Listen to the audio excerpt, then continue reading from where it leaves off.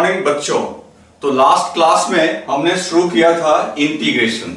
Okay, तो integration जो हमने शुरू किया था उसमें आपको बताया था कि इंटीग्रेशन जो है ये एक मैथमेटिकल टूल है, कैलकुलस का हिस्सा है जो चीजों को ऐड करने में मदद करता है। ठीक है, तो फिर थोड़ा मैं तुम्हें याद दिला दूं। जैसे मान लो अब पिछले दिन मैंने एरिया को ऐड किया था, याद है आपको। मान लो आज ये रॉड है, कोई रॉड है। अब इसका ये छोटा सा लेंथ कट करो dl। अब ऐसे ही छोटे छोटे लेंथ को अगर हम लोग ऐड कर देंगे तो रॉड की पूरी लेंथ मिल जाएगी कि नहीं मिल जाएगी। तो सीधी सी बात है, अगर तुमको टोटल लेंथ चाहिए आपको, तो आपको ऐसे ही छोटे छोटे हिस्सों को जोड़ना पड़ेगा। और dl का मतलब है, जितना बड़ा मैंने बोर्ड पे dl दिखा दिया ना, आप मन में ये मान के चलो कि ये dl बहुत छोटा है, जितना आप छोटा सोच सकते हो उतना छोटा है। तो ऐसे किसी छोटे हिस्से में इसको अगर कट करोगे तो तुम खुद सोच सकते हो इनफाइनाइट टुकड़े कटेंगे। इनफाइनाइट करने का मतलब जिसको आप काउंट नहीं कर सकते। तो जो इसको हम काउंट नहीं कर सकते उसको ऐड कैसे करेंगे? तो उस मशीन का ही नाम है, उस ऑपरेटर का ही नाम है, उस मैथमेटिकल टूल का ही नाम है इंटीग्रेशन।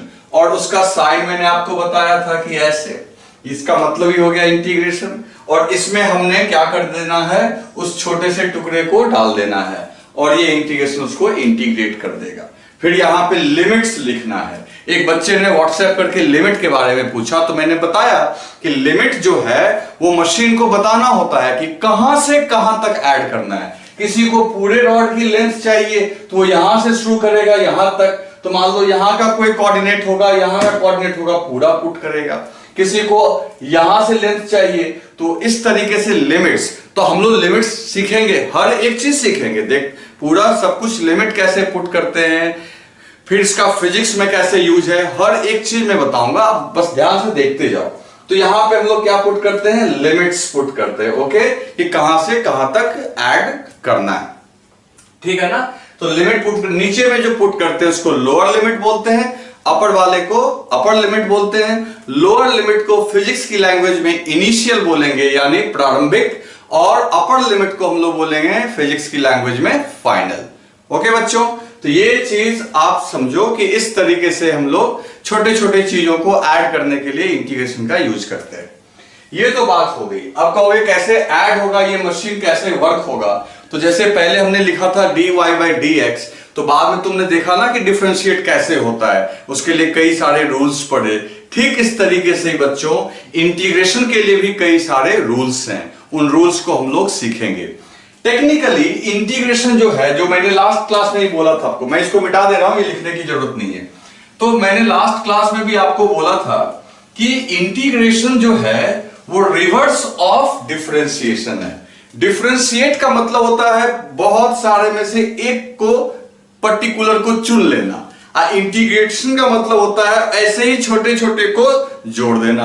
तो रिवर्स हो गया, यानी इंटीग्रेशन क्या है, रिवर्स है डिफरेंशिएशन का। अब इसके रूल्स को देख के भी आपको अंदाजा लग जाएगा कि ये कैसे रिवर्स है। क्लियर है? तो चलो हम लोग अब लिखेंगे बेसिक रूल्स ऑफ इंटीग्रेशन। चलो देखते हैं। नंबर 1, अब डिफरेंशिएशन में भी ये था। मान लो y equal to x to the power n है ना। y किसका फंक्शन है, x का। वहां भी याद करो, पहला रूल डिफरेंशिएशन में यही था, y x to the power n। इसका मतलब है y डिपेंड कर रहा है किसके ऊपर बच्चों, x के ऊपर, और पावर कितना है, n। अगर हमको कोई कहेगा कि y को इंटीग्रेट करो x के रिस्पेक्ट में, इसको क्या पढ़ोगे इसको बच्चों, मैंने पिछली क्लास में बताया था, इसको पढ़ेंगे integration of y with respect to x। इसको हम लोग पढ़ेंगे integration of y with respect to x। Okay, तो y को अगर हम लोग इंटीग्रेट करेंगे किसके रिस्पेक्ट में, x के रिस्पेक्ट में, तो क्या आएगा।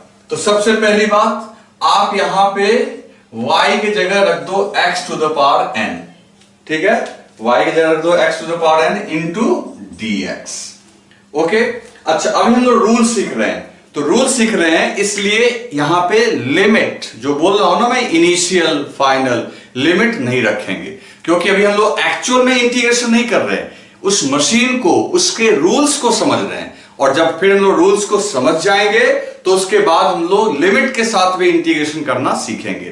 तो अभी हम लोग इंटीग्रेशन कर रहे हैं इंटीग्रेशन विदाउट लिमिट, और इसको बोलते हैं बच्चों इनडेफिनिट इंटीग्रेशन। क्या बोलते हैं? इनडेफिनिट इंटीग्रेशन, अनिश्चित। देखो लिमिट रखने का तो मतलब हो गया यहां से यहां तक, मतलब आपने निश्चित कर दिया, तो वो कहलाएगा डेफिनिट इंटीग्रेशन। और ये क्या कहलाएगा बच्चों? Indefinite integration. ओके, चलो अब रूल क्या करता है, अगर हम इसको सॉल्व करेंगे, बाद में यहीं पे लिमिट आएगा बच्चों, तो अभी लिमिट को लेकर टेंशन नहीं लेना कि लिमिट क्या हुआ, लिमिट क्या हुआ, जब रखेंगे तब की बात है, तुम रूल सीखो पहले। तो जब ये ऑपरेट हो जाएगा, तो जैसे वहां पे डी गायब हो जाता था, वैसे ही ऑपरेशन के बाद ये साइन क्या हो जाएगा? गायब। साइन क्या हो जाएगा? गायब। और उसके जगह यहां पे रखोगे एक ब्रैकेट इस टाइप का, ये ब्रैकेट रख दिया हमने।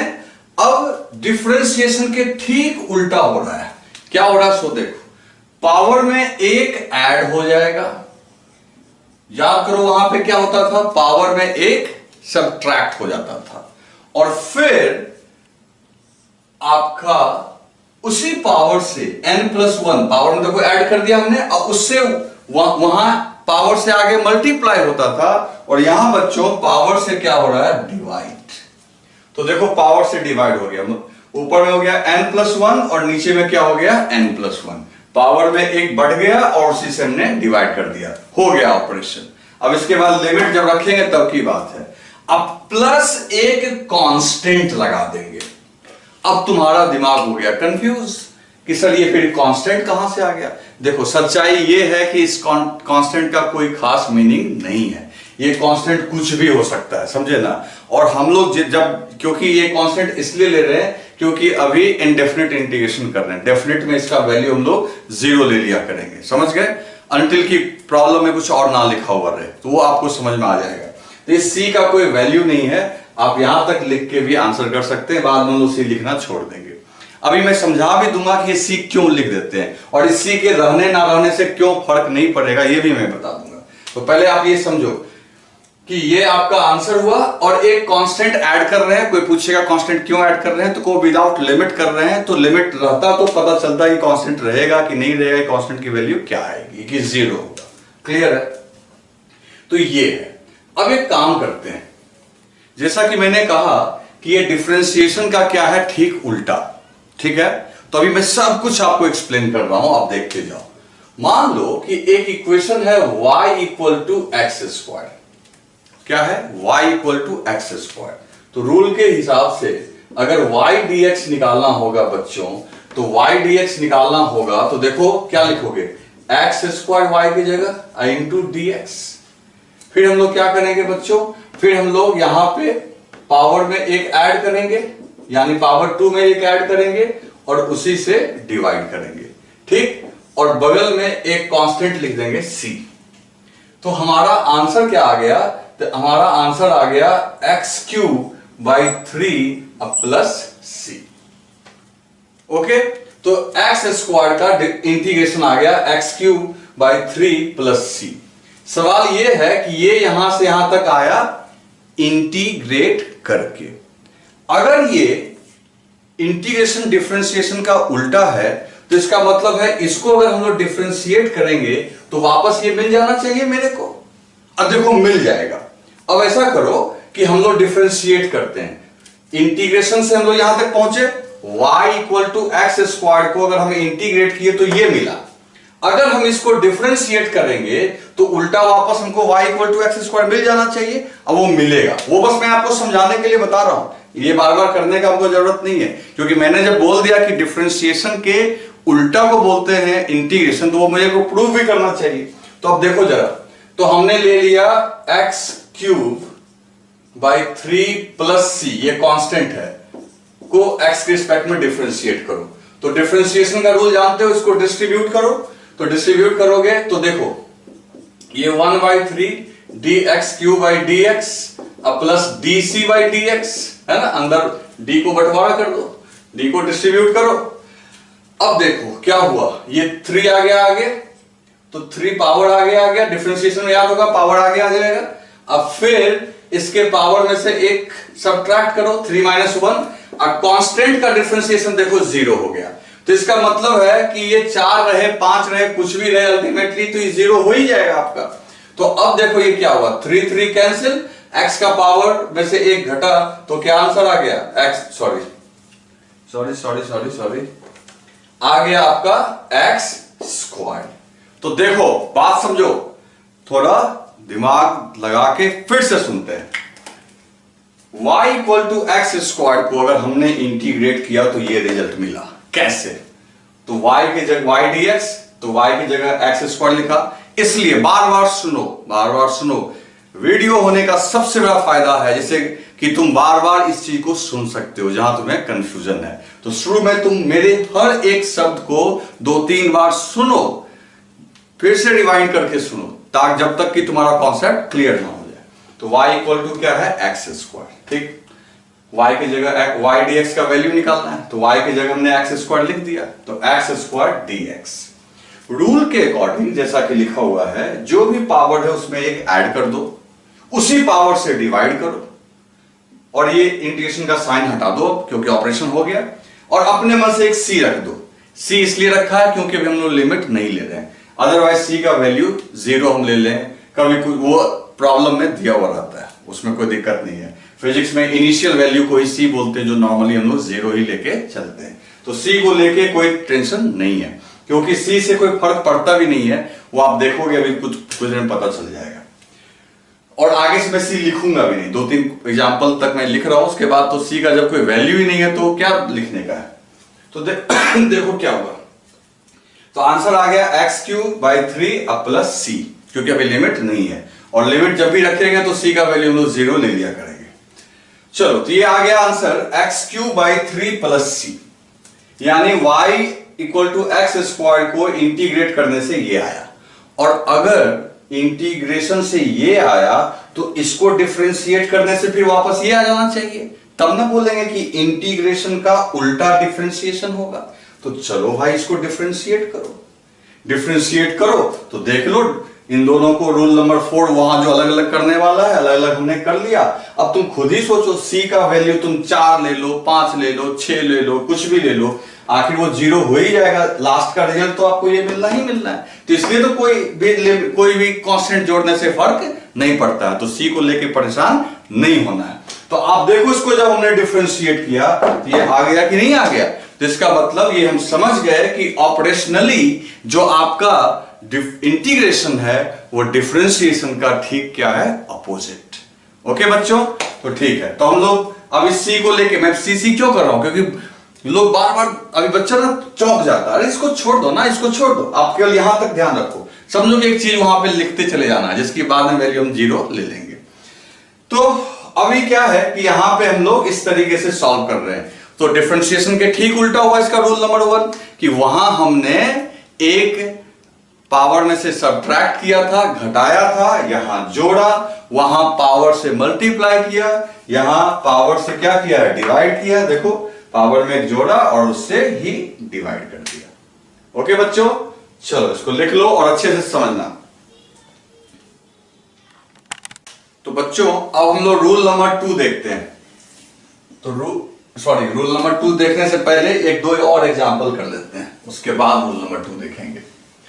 जैसे कि देखो नेक्स्ट है y इक्वल टू 1/x³।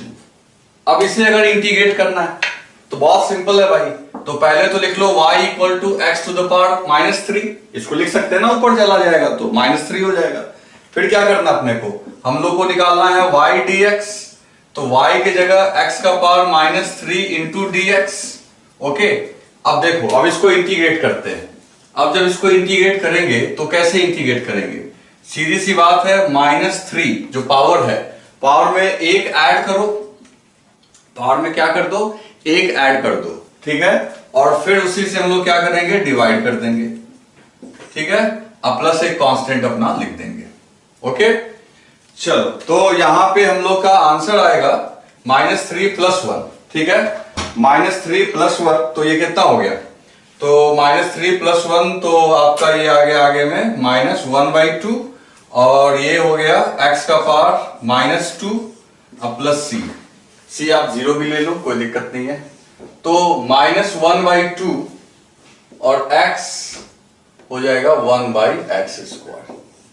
देखो कितना सिंपल है, कुछ नहीं करना था, पावर में एक ऐड करना है, उसी से डिवाइड कर देना है, तो ये आपका आंसर आ गया। ठीक है, चलो आगे से अब c लिखने का झंझट हटाते हैं, c नहीं लिखा करेंगे, आप समझ जाना कि c क्या है। चलो अगला देखते हैं, y = √x।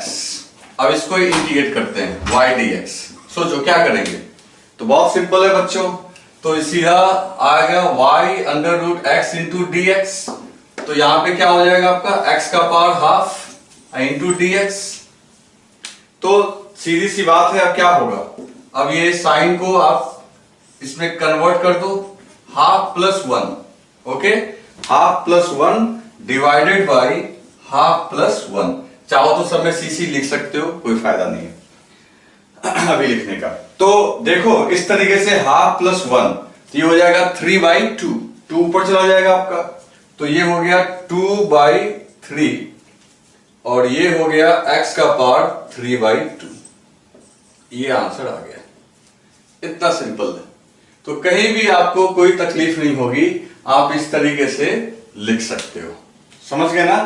तो कुछ नहीं करना, पावर में एक ऐड करना है। हाँ, गलती से ये मत कर देना, मान लो अगर y = 1/x होगा, तो इसका इंटीग्रेशन जो है उस समय तुम ऐसे मत कर देना x का पावर -1, नहीं, अगर y = 1/x है तो इसका इंटीग्रेशन अभी हम लोग लिखेंगे ln x होगा, क्योंकि तुम्हें पता है कि इंटीग्रेशन डिफरेंशिएशन का उल्टा है, और ln x का डिफरेंशिएशन 1/x होता है। तो ये सब में तुम बाकी कोई भी पावर x का दे तो आप रूल नंबर 1 लगाओ, लेकिन इसमें मत लगा देना, 1/x में मत लगाना, क्योंकि ऐसे भी इसमें वैल्यू इनफाइनाइट चली जाएगी। तो आप याद रखना 1/x का हम लोग ऐसे नहीं करेंगे, उसके लिए मैं भी लिखूंगा 1/x में क्या करना है।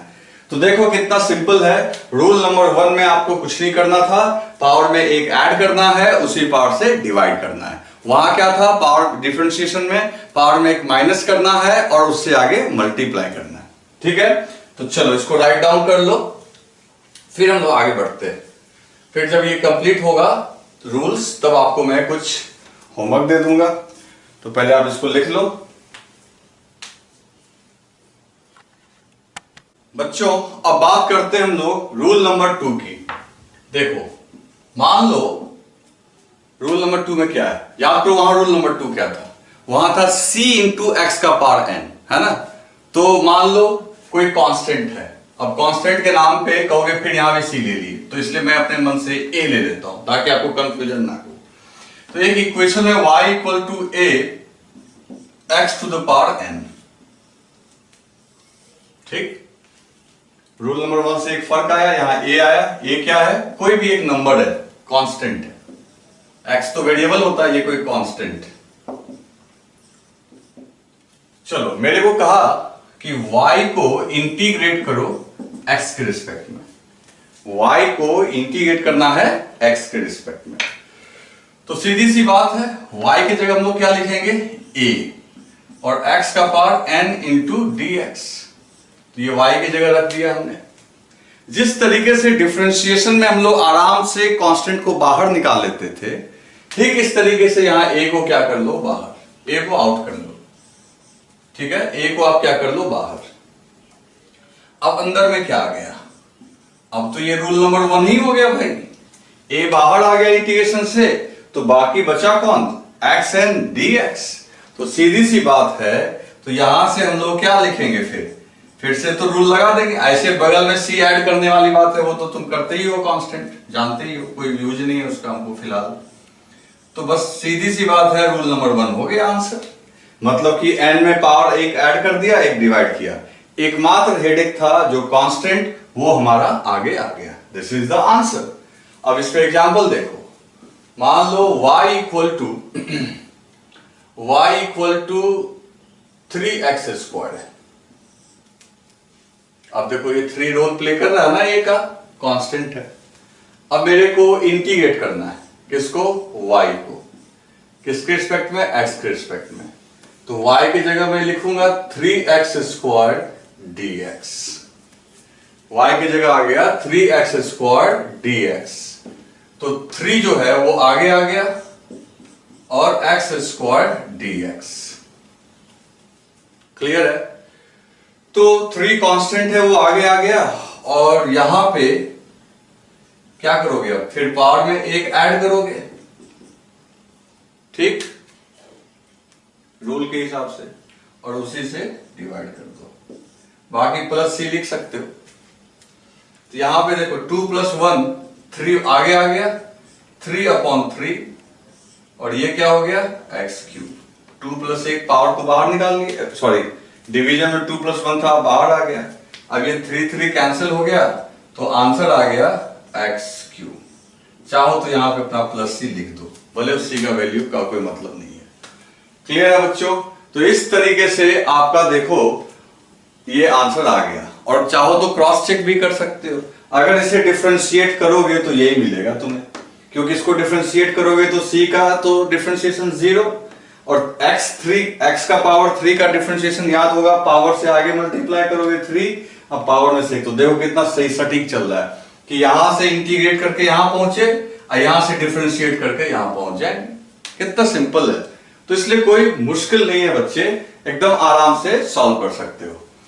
अब चलो एक तुम बनाओ, y = 4/√x।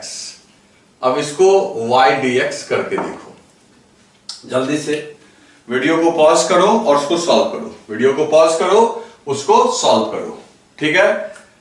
चलो देखते हैं। तो y की जगह सबसे पहली बात 4/√x लिख देते हैं, ठीक, इंटू क्या लिख देते हैं? dx। तो जो 4 है कांस्टेंट, उसको बाहर कर दो, ठीक है? अब ये √x, तो x का पावर हाफ, तो अगर इसको ऊपर लेके चले जाएंगे बच्चों तो ये हो जाएगा x का पावर -½ ओके, इंटू dx। ये -½ कैसे? 4 तो बाहर आ गया कांस्टेंट, ये ऊपर गया तो पावर क्या हो गया? -½ अब देखो यहां पे क्या होगा, फिर पावर में एक ऐड करना होगा, ठीक है, और उसी से थोड़ा इसको बड़ा लिख लेते हैं,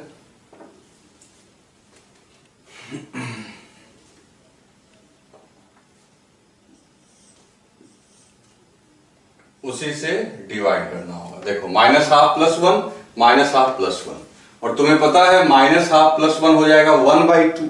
तो ये जो नीचे में 1/2 होगा, ये 2 ऊपर उठ के चला जाएगा, तो सीधी सी बात है 4/1/2 ये बाहर निकल गया, और यहां भी हो जाएगा x का पावर 1/2, तो ये 2 ऊपर चला गया, तो ये हो गया 8, और ये हो गया √x। ये आंसर आ गया। अगर लिमिट रहता तो लिमिट रख के हम लोग देख लेते, बाद में सीखेंगे लिमिट। अभी तुम लोग ये देख रहे हैं कि फॉर्मूला कैसे ऐड करना है। तो इस रूल में कोई खास बात थी नहीं, जो कांस्टेंट था उसको आपको इंटीग्रेशन के साइन से क्या कर लेना है? बाहर निकाल लेना है, ठीक है बच्चों? तो इसको राइट डाउन कर लो।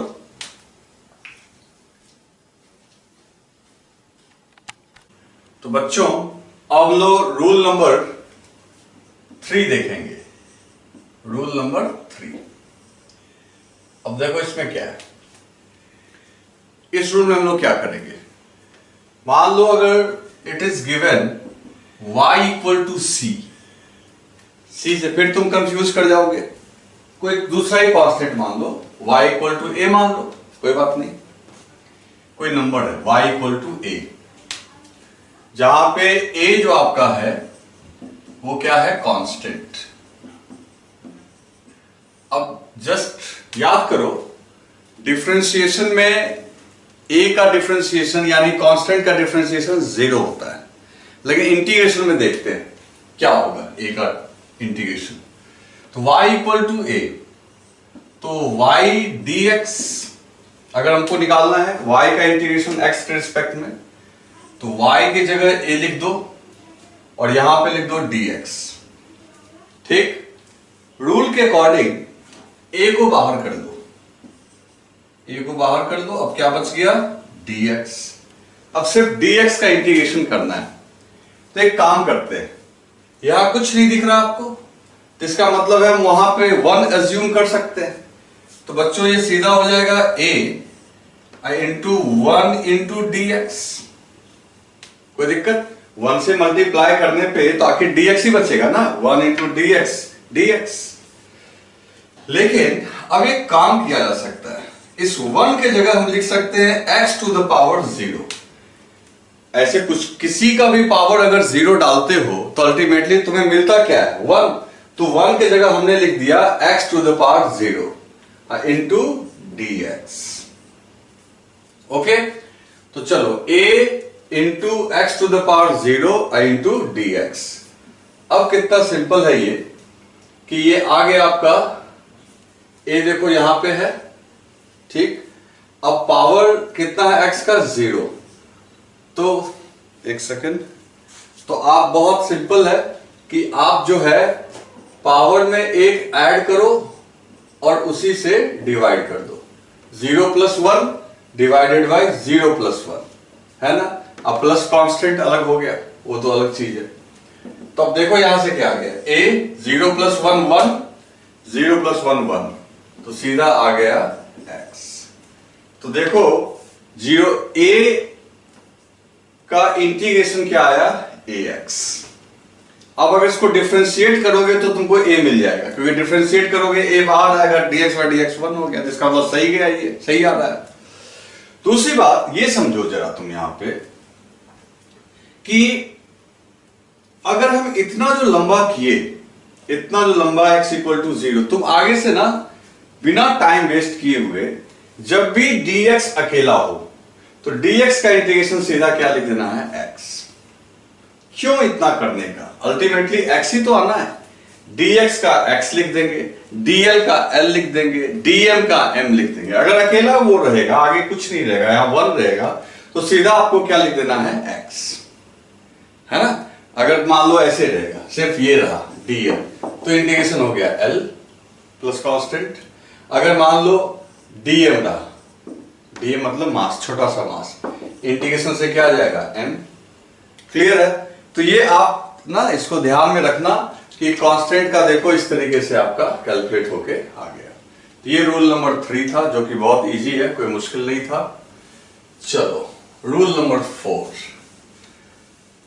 रूल नंबर 4, अब जब तुम डिफरेंशिएशन का याद करो, डिफरेंशिएशन में रूल नंबर 4 में हमने क्या किया था? तो रूल नंबर 4 में हमने क्या किया था? सबको अलग अलग कर दिया था, है ना। सबको हमने क्या किया था? सेपरेट। और वही काम हम लोग यहां भी करने जा रहे हैं, वैसा ही कुछ होगा। मान लो दिस इज रूल नंबर 4, ठीक है। रूल नंबर 4, अब देखो, मान लो y equals to 2x square plus 4x minus 6, ये दिया हुआ है। ये एक लंबा सा इक्वेशन दिया हुआ है, y equal to 2x square plus 4x minus 6। अब सोचो कि इसका इंटीग्रेशन करना है, हमें चाहिए y का इंटीग्रेशन x के रिस्पेक्ट में। तो कितना सिंपल है, क्या करेंगे? सो देखो, y के जगह ये रख लो पूरा, 2x square plus 4x minus 6, ठीक है, इंटू dx। तो ये dx है, y की जगह इसको रख लिया, इंटू dx। अब हम लोग जो रूल नंबर 4 में डिफरेंशिएशन में करते थे, वो काम हम लोग यहां भी करेंगे। हम लोग क्या करेंगे? सबको सेपरेट करेंगे। तो सेपरेट कैसे करेंगे भाई? तो बहुत सिंपल है, अलग अलग करो। 2x square dx, okay, plus 4x dx minus 6 dx। देखो मैंने क्या किया, ये है इंटीग्रेशन का साइन, ये सबको दे दिया, तीनों को मिल गया। dx भी सबको डिस्ट्रीब्यूट कर दिया, dx से देखो, dx इसको भी दिया, dx इसको भी दिया, dx 6 को भी दिया। अब बीच के साइन का भी मैंने ध्यान रखा, माइनस तो माइनस, प्लस तो प्लस। तो कुछ नहीं हुआ, आप सबको जब सेपरेट कर दिए तब तो ये रूल नंबर 1 से लेके 3 तक में तो फिट हो ही जाएगा। और देखो हम लोग का सॉल्व हो जाएगा। अब प्लस कांस्टेंट की बात है वो तो रहेगी। तो देखो अब कितना सिंपल है ये यहां से कि अब आप क्या कर सकते हो। तो देखो इसमें क्या करेंगे हम लोग, सबसे पहले ध्यान से देखते जाओ, 2 को आउटसाइड बाहर निकालेंगे, बाहर आ गया। अब एक्स स्क्वायर पावर में एक ऐड करो, 2 + 1 डिवाइडेड बाई 2 + 1। क्लियर है। यहां पे 4 को बाहर करो, x का पावर 1 है तो 1 + 1 डिवाइडेड बाई 1 + 1। यहां 6 को बाहर करो तो क्या बचेगा dx। और अभी सिखाया था तुम्हें कि सिर्फ अगर dx हो अकेला तो dx का x कर दिया करो, जैसे कि यहां हमने किया ना भाई, dx का अल्टीमेटली x तो कर ही दिया, अल्टीमेटली x तो ही आता ही है, तो इसमें ज्यादा दिमाग लगाने की जरूरत नहीं है, ये आ गया x। क्लियर। अब तो सॉल्व हो गया। तो 2 + 1 3 बाहर आ गया तो ये हो गया 2/3। ओके, और ये हो गया x³ प्लस 1 + 1 2 बाहर आया, 4 में 2 से डिवाइड करोगे तो 2 बचेगा, ये हो गया x²।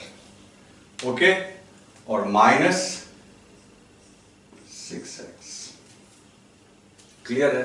तो इस तरीके से आपका ये आंसर कैलकुलेट होके आ गया।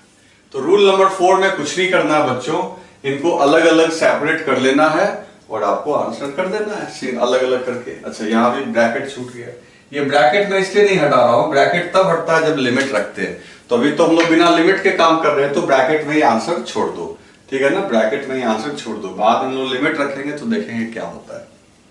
लिख लो इसको।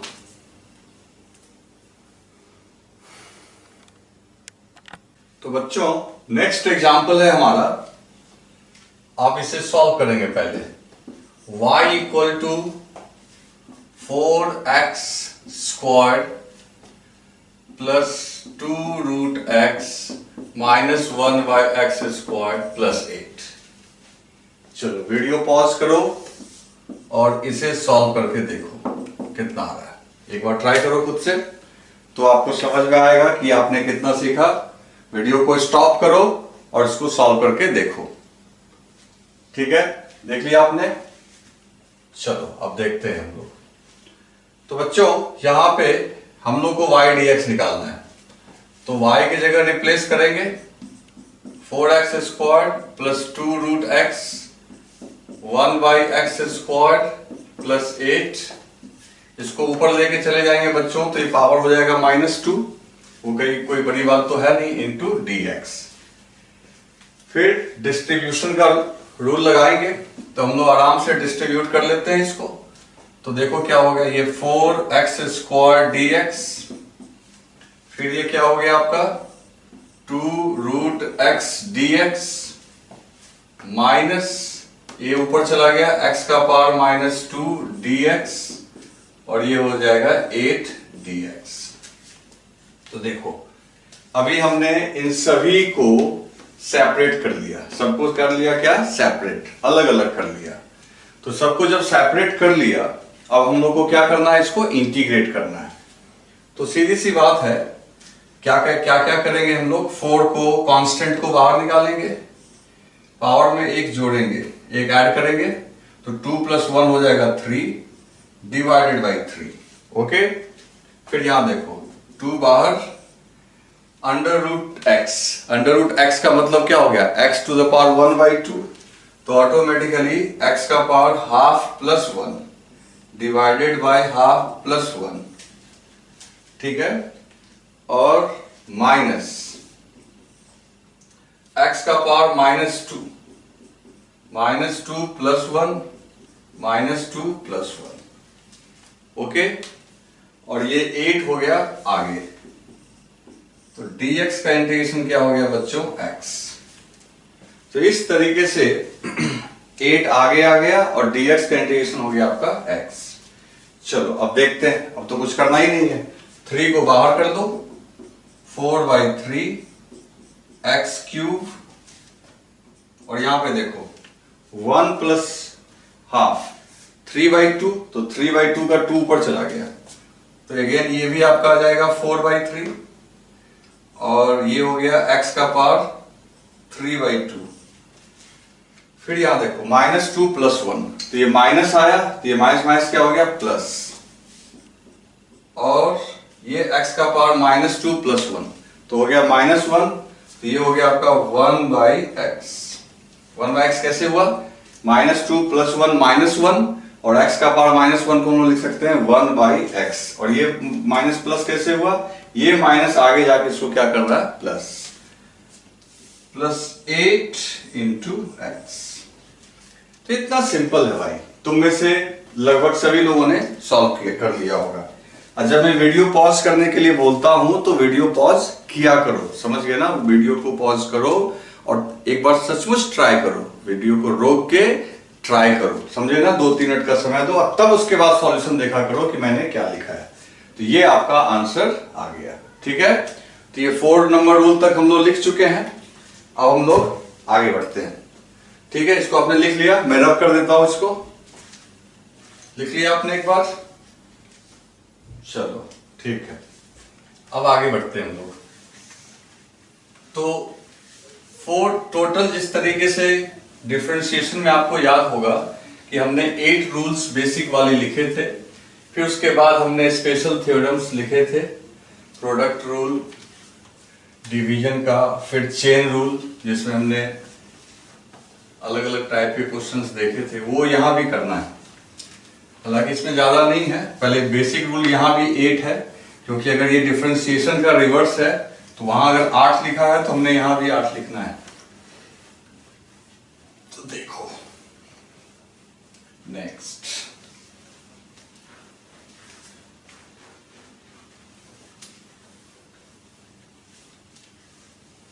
नेक्स्ट है आपका बच्चों rule number 5। Rule 5, y = 1/x, ठीक है ना? अभी कुछ देर पहले ही आपको मैंने बताया था। तो इसमें x को ऊपर मत ले जाके इंटीग्रेट मत कर देना, वो काम मत करना।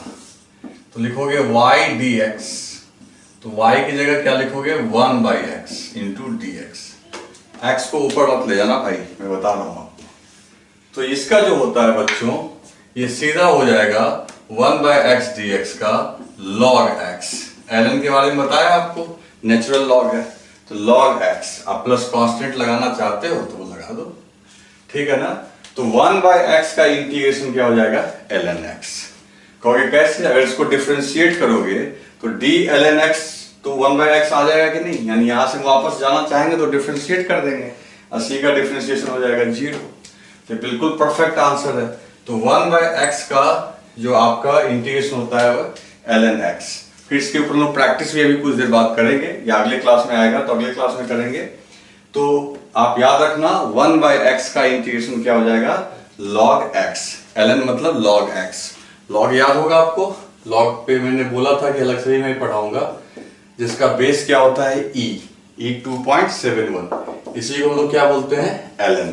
ओके, तो ये हो गया रूल नंबर 5। उसके बाद देखो rule number 6। Rule number 6, y = e⁻x, ठीक है? तो आपको याद होगा इसका डिफरेंशिएशन क्या होता था? ex का डिफरेंशिएशन ex ही होता था, और इंटीग्रेशन भी देखो उतना ही आसान है। अगर y dx यहां निकालने को कोई कहेगा तो रूल कहता है ex dx। ex dx का जो इंटीग्रेशन है वो बहुत सिंपल है, क्या हो जाएगा बच्चों? ex। अब प्लस c लगाना है तो लगा दो, नहीं भी लगा सकते हो। अब इसको डिफरेंशिएट करोगे तो देखो ex को डिफरेंशिएट करोगे तो ex मिलेगा। तो इसलिए याद रखना है ex का डिफरेंशिएशन भी ex का इंटीग्रेशन भी क्या होगा? ex। मतलब कुछ याद रखने की जरूरत है ही नहीं। ex का डिफरेंशिएशन भी ex का इंटीग्रेशन भी ex। ओके, ये हो गया रूल नंबर 6। अब आ जाइए रूल नंबर 7। इस सब पे प्रैक्टिस करेंगे हम लोग, अभी कुछ देर बाद करेंगे या अगले क्लास में आएगा तो करेंगे हम लोग। रूल नंबर 7 कौन सा है बच्चों? Rule number 7। तो रूल नंबर 7 कहता है अगर y = sin x है, देखो साइनसॉइडल इक्वेशन, जस्ट वहां याद करो, साइन एक्स का वहां डिफरेंशिएशन होता था कॉस एक्स, और यहां देखो क्या होगा। तो सीधी बात है y dx करेंगे, तो y dx करेंगे तो y की जगह क्या रख देंगे, sine x into D x. तो बच्चों ये हो जाएगा आपका माइनस कॉस एक्स। ध्यान से सुन लो, साइन एक्स का डिफरेंशिएशन होता है कॉस एक्स, लेकिन साइन एक्स का इंटीग्रेशन क्या होगा, माइनस कॉस एक्स। अब प्लस सी लिखना चाहते हो तो लिख दो, क्योंकि इसको अब कहोगे कैसे सर, देखो इसको अगर डिफरेंशिएट करोगे तो तुमको साइन एक्स मिल जाएगा, क्योंकि डिफरेंशिएट करोगे तो ये माइनस तो यहां पे है, और cos x का डिफरेंशिएशन माइनस साइन एक्स होता है, तो माइनस माइनस प्लस, तो आपको साइन एक्स मिल गया कि नहीं मिल गया। और c तो ऐसे ही डिफरेंशिएट होकर जीरो हो जाता है, तो c लिखो ना लिखो तुम्हारी मर्जी, चाहो तो इसको मिटा भी सकते हो, कोई दिक्कत नहीं है, हमको फिजिक्स में उसका यूज नहीं है फिलहाल। तो साइन एक्स का इंटीग्रेशन क्या हो गया बच्चों, cos x।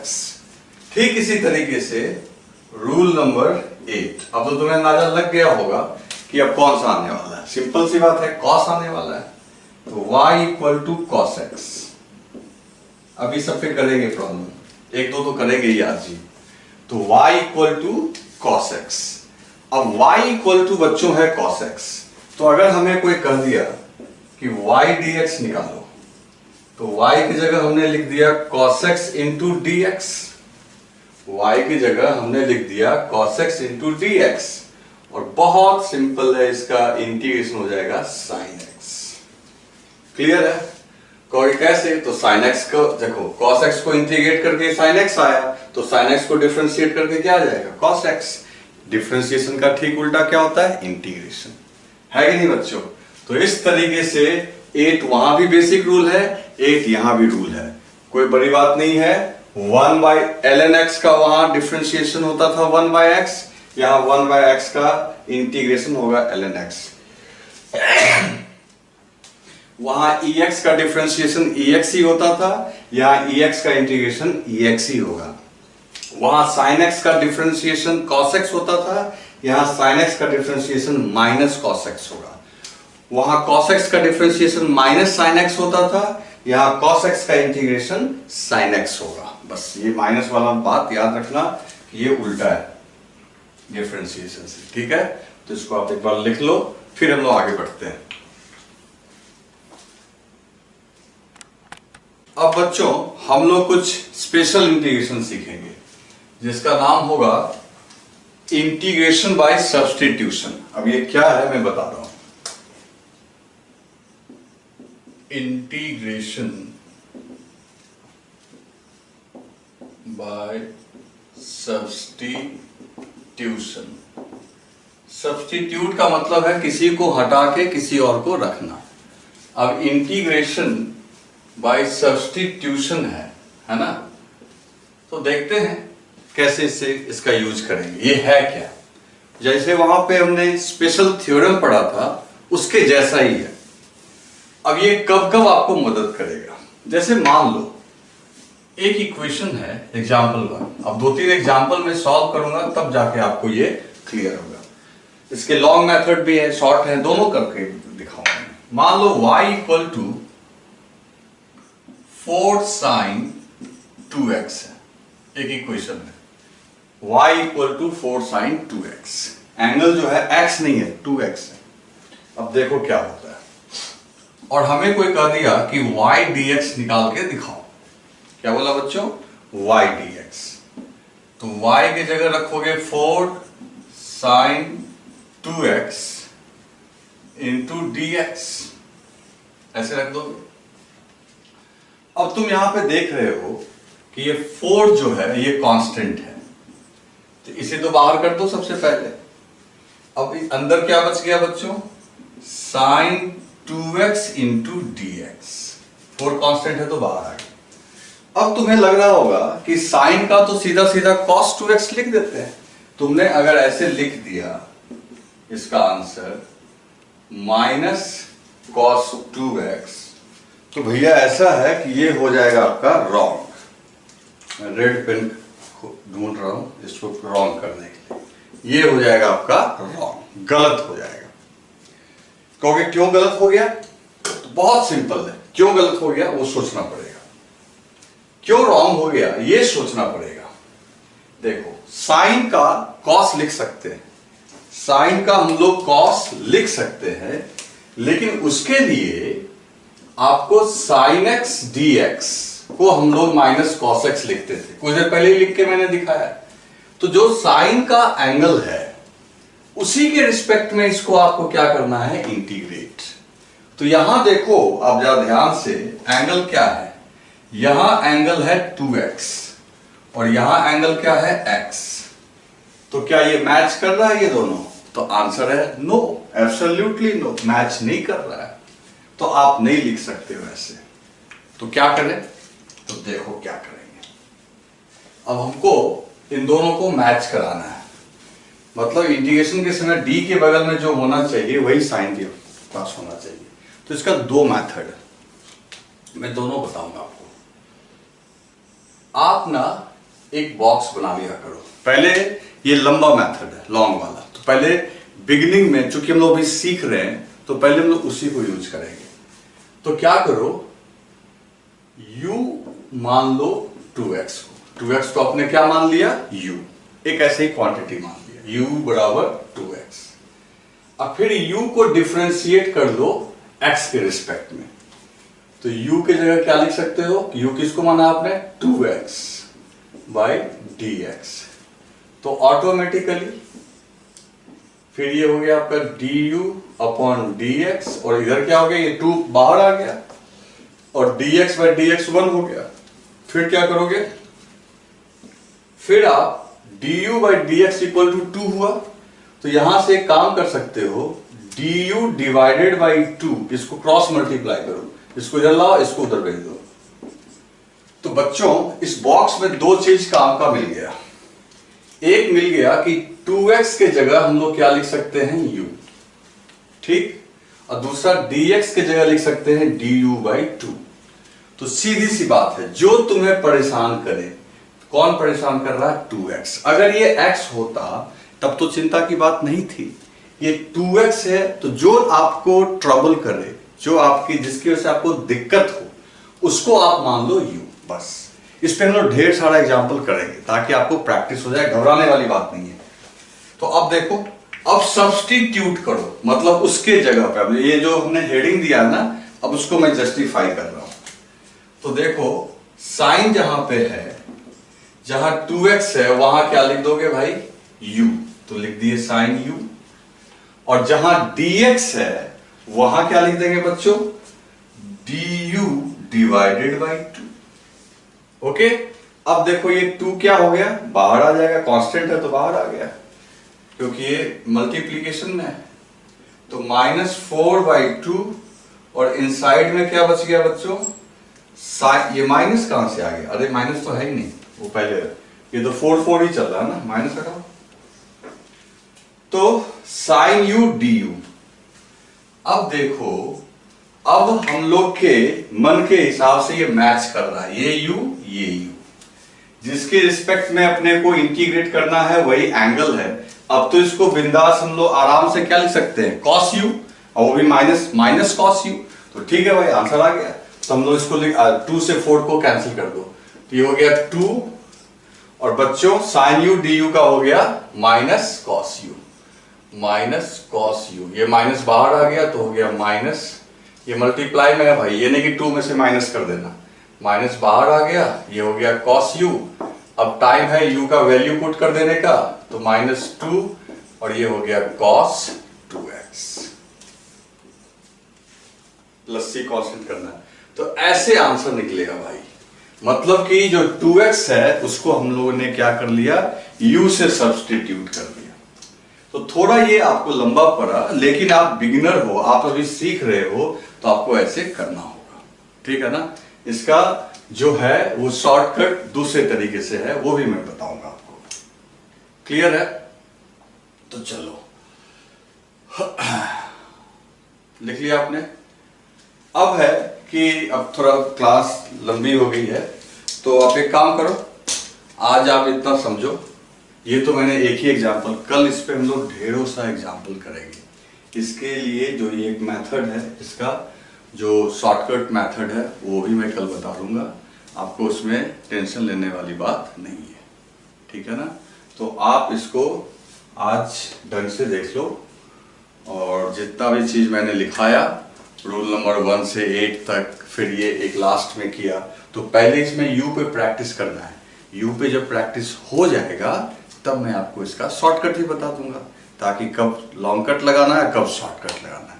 तो पहले इस पे ही आपको काम करना है, 10-12 एग्जाम्पल, अब तब इसका छोटा मेथड मैं बताऊंगा, नहीं तो शुरू में अगर दोनों बताऊंगा तो आप कंफ्यूज कर जाओगे, ठीक है। तो ये मैंने एक ही एग्जाम्पल किया, कल ढेर सारा हम लोग करेंगे, ठीक है बच्चों।